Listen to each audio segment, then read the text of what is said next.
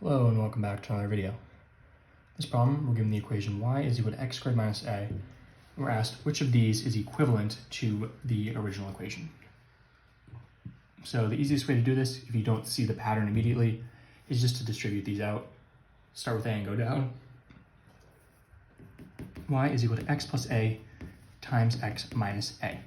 What you do when you're distributing two binomials, which just means there's two terms in each of these parentheses, is you want to make sure each of these two terms is multiplied by these two terms. So we have this term has to be multiplied by both, so we have x times x is x squared, then x times negative a is going to be minus ax, then we have to do this term by both of them, so plus a times x minus, again, don't forget your negative a squared.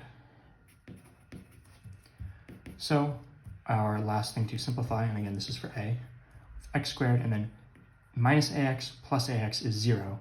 So these just cancel out, and we get x squared minus a squared. This is not what we're looking for, so we have to move on to b. Y is equal to x plus the square root of a times x minus the square root of a. Similar thing, we have to multiply this term by both of them, so we have x times x is x squared minus x times the square root of a, and then plus, because we have to multiply this term by both of them, plus x times the square root of a, then minus the square root of a times the square root of a is minus the square root of a squared, negative x root a plus x root a, these cancel out just like these did.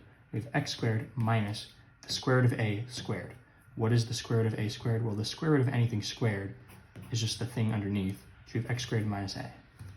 So for this, we have y is equal to x squared minus a. This is what we were looking for, so b is equivalent to the original equation, and b is going to be your final answer. As always, thank you for liking and subscribing, and I'll see you in the next video.